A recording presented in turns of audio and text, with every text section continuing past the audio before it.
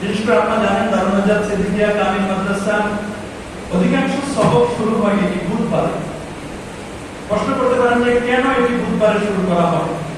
ইমাম সাহাবী রাহমাতুল্লাহ আলাইহি তিনি বলেছেন, মা বুদিয়া বিশাইইন ইয়াওমাল আরবিআ ইল্লা তাম্মা, যে কাজটি বুধবারে শুরু করা হয় এটি আল্লাহ রাব্বুল আলামিন বারাকা দান করেন এবং এটিতে আল্লাহ তাআলা পূর্ণতা দান করেন।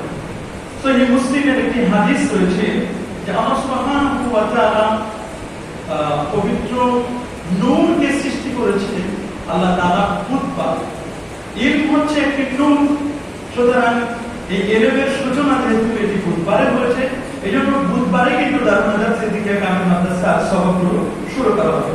এছাড়াও প্রিয় নবী রাসূল করিম সাল্লাল্লাহু আলাইহি ওয়াসাল্লাম দাআ ফি মসজিদিল ফাত তালাতা, আল্লাহ নবী মসজিদে ফাত এটি যখন তিনি সেখানে দোয়া করলেন, দোয়া করতে গিয়ে তিনি সোমবার দোয়া করলেন, মঙ্গলবার দোয়া করলেন, দেন তিনি বুধবার দোয়া করেন। সেই বুধবারের দোয়াটি আল্লাহ পাক রব্বুল আলামিন কবুল করে নিলেন।